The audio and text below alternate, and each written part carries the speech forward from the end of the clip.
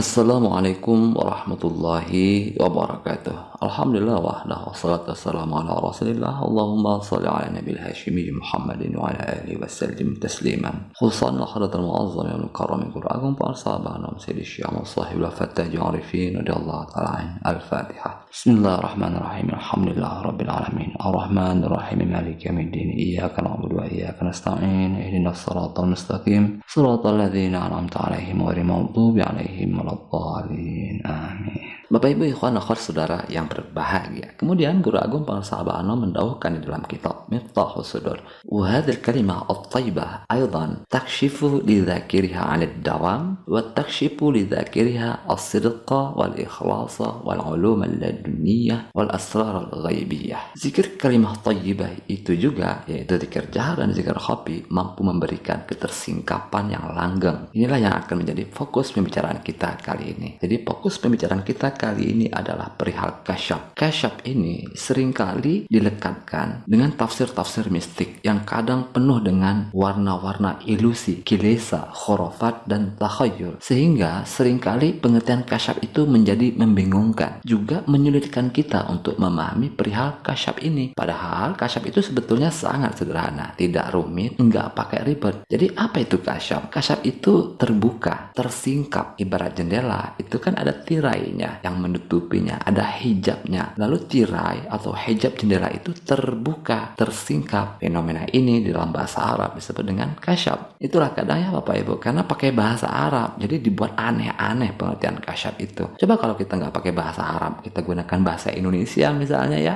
tersingkap, terbuka, kan gampang memahaminya ya, nggak pakai ribet, nggak aneh-aneh. Jadi fenomena tersingkap, fenomena terbuka, ini kan fenomena yang normal dan wajar. Seperti jendela tadi, tirainya tersingkap, terbuka. Nah ini kan kasyaf ya Bapak Ibu. Ada begitu banyak fenomena kasyaf di atas permukaan bumi ini yang terus-menerus ada di dalam kehidupan kita. Misalnya kita bisa melihat fenomena kasyaf ini melalui perspektif intelektual, dimensi intelektual. Misalnya ya, awalnya kan kita bodoh secara intelektual. Kita tidak tahu, lalu tersingkap tirai-tirai kebodohan intelektual itu. Kita mengalami kasyaf intelektual. Kita menjadi tahu, menjadi semakin tahu, semakin tersingkap, semakin kasyaf, menjadi semakin banyak tahu. Jadi awalnya tidak tahu, lalu semakin tahu, lalu semakin banyak tahu. Nah ini kan fenomena kasyaf, kasyaf pada dimensi intelektual. Ya kalau secara kelembagaan misalnya, maka awalnya kasyaf intelektual itu bermula dari TK, kemudian kasyaf lagi SD, kemudian hijab kebodohan intelektual itu semakin tersingkap naik ke SMP, semakin tersingkap kebodohan intelektual itu naik ke tingkat SMA, lalu S1, S2, S3, hingga hijab-hijab intelektual itu benar-benar terbuka, tersingkap, terkasyaf, jadilah guru besar, jadilah profesor. Demikian juga pada dimensi spiritual, ketersingkapan hijab-hijab batin. Ini pun merupakan fenomena yang normal dan wajar. Maka dalam kalam pangarsa Abah Hanam tadi, bila kita mendawamkan zikir, maka pengalaman kasyaf akan terus-menerus teralami oleh sang pezikir. Ya sama saja sebetulnya pada kasyaf intelektual tadi. Bila kita rajin belajar, terus-menerus belajar, istiqomah kita belajar, kita akan terus-menerus mendapatkan kasyaf yang bersifat intelektual. Semakin pintar, semakin cerdas intelektualnya, berarti kan ada lapisan-lapisan kasyaf yang terus-menerus dialami oleh sang intelek itu. Jadi sebetulnya banyak sekali dimensi kasyaf ini ya Bapak Ibu. Tetapi dalam kesempatan kali ini, untuk kasyaf yang bersifat spiritual pada khususnya, mari kita belajar memahami kasyaf itu dari sebuah hadis kursi yang disebutkan oleh pangarsa Abah Anom di dalam kuliah beliau, di mana Allah Subhanahu wa taala berfirman, "Banaitu fi jawfi ibni Adam qasran wa fil qasri sadran wa fil sadri qalban wa fil qalbi fuadan wa fil fuadi syaghafan wa fil syaghafi lubban wa fil lubbi sirran wa fil sirri ana." Aku telah membangun sebuah istana di dalam tubuh anak Adam. Di dalam istana itu ada sadar, di dalam sadar ada qalbu, di dalam qalbu ada fuad, di dalam fuad ada syaghaf, di dalam syaghaf syaraf ada lub, di dalam lub ada sir, dan di dalam sir ada ana. Bapak Ibu, jadi berdasarkan hadis kursi ini, tirai hati yang harus terbuka itu adalah sadar. Tirai sadar terbuka terlihat qalbu. Tirai qalbu terbuka terkasyaf terlihat fuad. Tirai fuad terbuka terlihat syagab. Tirai syagab terbuka lagi terlihat lub. Tirai lub terbuka lagi terlihat sir. Tirai sir terbuka, batin pun mengalami akhir perjalanan tembus kepada Allah di titik ana. Jadi Bapak Ibu, seandainya batin kita ini tidak memiliki hijab, tidak ada tirainya, maka tentu saja batin itu langsung tembus kepada Rabbul Arbab wa mu'tiqur riqab, Allahu Subhanahu wa ta'ala. Tetapi ternyata batin kita tidak bersih. Batin masih menyimpan sampah-sampah batin, masih ada kilesa, ilusi, khurafat dan takhayul di dalam batin kita. Batin masih terhijab, tertirai. Maka tentu saja kita pun harus memulai untuk membuka tirai-tirai yang menutupi batin kita itu. Kita harus mengkasyaf, membuka tirai-tirai batin itu. Nah, nanti di dalam PKN Pondok Pesantren Suralaya Bimbingan Guru Agung Sahabat Anom ada alat-alat yang khusus untuk membuka tirai-tirai batin itu, yang dilakukan secara bertahap disesuaikan dengan kehalusan batin kita, yaitu zikir jahar, zikir khafi takallub, zikir khafi yang dipaksakan,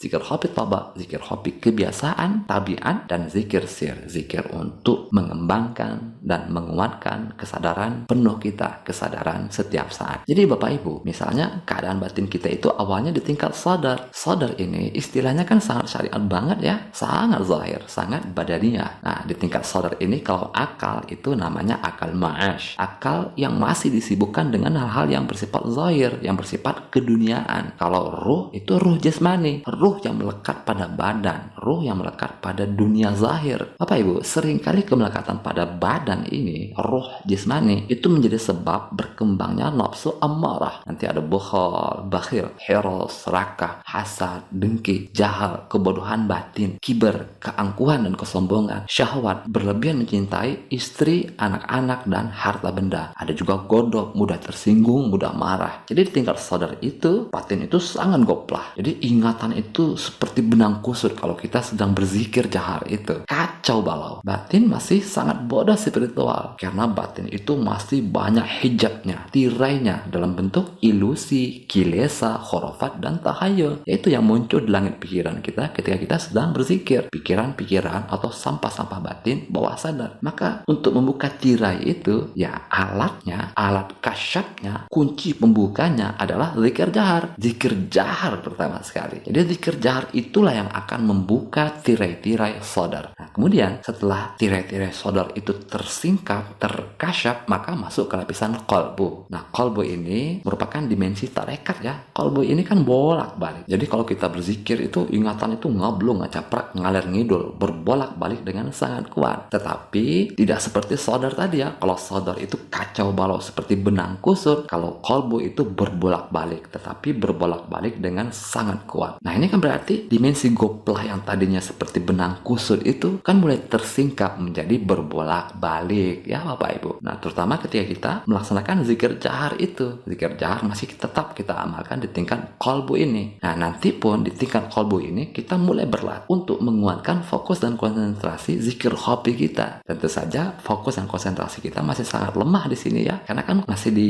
wilayah qalbu, masih berbolak-balik dengan sangat kuat. Karena itu latihan zikir khafinya disebut juga zikir khafi takallub. Kita memaksakan zikir khafi, mengupayakan zikir khafi. Nah, biasanya kita meminta bantuan pada ketukan-ketukan jari. Nah, ini tentu sering kita lakukan ya Bapak Ibu. Terlebih kita baru belajar untuk menguatkan batin dengan zikir khafi. Maka kemudian Bapak Ibu sekalian, bila kita sering berlatih duduk diam tawajuh yang lama dengan zikir khafi takallub itu, akal tarekat atau akal ma'ad mulai terbangkitkan. Loh, kok yang ruhaniah itu lebih penting ya? Jadi ada kesadaran batin yang baru muncul. Nah, ini kan buah kasyaf. Sebelumnya mungkin tidak terpikirkan bahwa ruhaniah itu penting. Tetapi karena akal ma'adnya terbangkitkan, akal tarekatnya terbangkitkan, mulai muncul kesadaran baru. Nah, ini kasyaf. Loh, ternyata ruhaniah itu lebih penting ya. Jadi roh itu tercahayakan. Makanya disebut dengan roh nurani di lapisan ini ya. Nah, ini kan kasyaf lagi ya Bapak Ibu sekalian. Bila tadi roh itu melekat pada badan, maka sekarang roh itu menjadi nurani, tercahayakan. Artinya mulai ingin kembali ke negeri asal, mulai ingin kembali ke alam tunggal. Artinya batin itu mulai menyadari betapa pentingnya fokus dan konsentrasi zikir khafi itu. Jadi kalau kita sudah latihan duduk diam tawajuh yang lama, itu akan teralami kasab per kasab. Lapisan-lapisan batin kita akan semakin terbuka dan terbuka, sehingga nanti muncul kesadaran, loh penting loh konsentrasi zikir hobi itu. Jadi kalau sebelumnya kita tidak menyadari pentingnya fokus dan konsentrasi zikir hobi itu, tetapi setelah berlatih dengan kuat di tingkat zikir hobi takalub, mulai muncul kesadaran baru, mulai terkasyaf, tersingkap, oh ternyata fokus dan konsentrasi zikir hobi itu penting, ruhaniyah itu penting. Kemudian Bapak Ibu sekalian, setelah tirai kolbu terbuka, lalu masuk ke lapisan fuad. Jadi buah latihan zikir hobi takalub itu adalah fuad, terbukanya fuad. Apa itu fuad? Batin yang tenang. Jadi formula ketenangan batin itu ya konsentrasi dan keteguhan batin. Alatnya zikir hobi. Jadi ketika kita mampu berkonsentrasi dan teguh batin itu pada zikir hobi, maka nanti akan dirasakan batin itu kok makin tenang ya. Maka formula ketenangan batin itu ya fokuskan batin, teguhkan batin, konsentrasikan batin. Alatnya adalah zikir hobi. Maka batin pun akan semakin tenang. Nah ini kan kasyaf lagi ya Bapak Ibu. Awalnya batin itu gelisah di tingkat sadar, gelisah di tingkat kolbu. Namun dengan kasyaf, batin itu pun sampai ke titik fuad ini. Batin menjadi lebih tenang. Nah ini berarti zikir hobi takalub itu juga beralih ke zikir hobi taba. Jadi bila awalnya zikir hobi itu dengan jari, dengan ketukan-ketukan jari, nah ini zikir hobi takalub. Tetapi ketika konsentrasi itu semakin kuat, kita mampu membangun keteguhan batin itu langsung dari pusat titik hobi di litipah qalbi, maka berarti mulai beralih dari zikir hobi takalub ke zikir hobi taba, zikir hobi kebiasaan. Maka batin pun dengan fokus dan konsentrasi itu menjadi lebih tenang karenanya. Lalu kemudian fenomena kasyaf itu pun berlaku di frekuensi syaghof. Syaghof itu hati yang dipenuhi oleh cinta dan kemesraan. Nah di sini muncul kesadaran baru, mulai bisa merasakan dengan sangat kuat hikmah supistik pangarsabanom di dalam tanbih. Kudu asih ke jalma numika ngewa kamane. Harus sayang kepada orang yang membenci kepada kamu. Nah ini kan kasyaf. Dulu kita nggak ngerti bagaimana sih cara mengamalkan hikmah tanbih ini. Mulai terpahami, oh ternyata apabila kita mampu berkonsentrasi, artinya batin kita itu berada di frekuensi syaghof, menjadi tidak susah bagi kita untuk mengamalkan hikmah tanbih tadi. Kudu asih ke jalma numika ngewa kamane. Nah kemudian setelah fokus dan konsentrasi zikir tawajuh, zikir hobi kita sudah sangat teguh, sangat bagus, kita bisa berfokus pada zikir hobi taba, maka nanti akan muncul kegelisahan batin yang baru yang tidak pernah dirasakan sebelumnya. Nah kasyaf lagi ya Bapak Ibu, kok sekarang aku lebih suka menyendiri, jadi malas bergaul di tengah masyarakat. Walaupun ketenangan batin itu tidak hilang di tahapan ini ya, namun kan ini tetap gangguan di batin. Maka kadang-kadang dianggap egois oleh masyarakat. Nah ini kan menjadi beban batin tersendiri ya di batin itu. Kenapa bisa begitu fokus, begitu egois, begitu ingin kesendirian? Nah ini karena bekas atau pengaruh dari latihan zikir tawajuh untuk fokus dan konsentrasi. Jadi karena latihannya baru untuk fokus dan konsentrasi, berdampak pada batin itu terlalu fokus, terlalu konsentrasi, sehingga terlalu menyendiri jadinya. Nah ini kan berarti masih ada yang harus disempurnakan, diperbaiki. Maka terbuka dimensi spiritual lainnya, loop pun terkasyafkan. Nah tadinya zikir hobi itu hanya pada satu titik, mulai mengembangkan kesadaran zikir hobi di titik-titik latifah. Jadi zikir hobi di sini tidak lagi sebagai alat untuk fokus dan konsentrasi, karena sudah bagus di tingkat syaghof tadi. Tetapi di tingkat loop ini, zikir hobi dijadikan sebagai alat untuk mengembangkan kesadaran. Apa pentingnya mengembangkan kesadaran ini? Ya supaya kita mampu bergaul tapi tidak campur baur. Kalau di tingkat fuad tadi terlalu fokus, tidak bergaul dengan yang lain, nah khawatir campur baur. Di tingkat loop, kesadaran batin mulai dikembangkan. Kita mulai belajar bergaul tapi tidak campur baur. Kemudian Bapak Ibu sekalian, terbuka lagi lapisan hati yang disebut dengan sir. Gerbang kesadaran pun terbuka lebih lebar. Oh ternyata batinku masih ada sampahnya. Jadi ketika kita fokus dan konsentrasi di tingkat fuad dan syaghof, itu sampah batin seperti tidak kelihatan. Tetapi ketika masuk ke tingkat loop, terlebih di tingkat sir, mulai itu nampak sampah batin yang terhalus, yang sangat lembut. Jadi di tingkat zikir sir mulai lebih terlihat jelas sampah-sampah yang kecil sekecil-kecil itu. Ya seperti seorang melihat selembar daun. Coba kita lihat dengan kesadaran penuh. Kita mendekat kepada daun itu. Kita mendekat lebih dekat kepada daun itu. Maka apa yang terjadi? Kita mungkin komentar, loh kok daun ini ada titik-titiknya. Jadi sebelumnya tidak kelihatan, karena kita menyadari dengan penuh, jadi kelihatan ada titik-titiknya. Warnanya pun lebih jelas terlihat. Oh, hijaunya tuh beda ya dengan hijau yang itu. Jadi semakin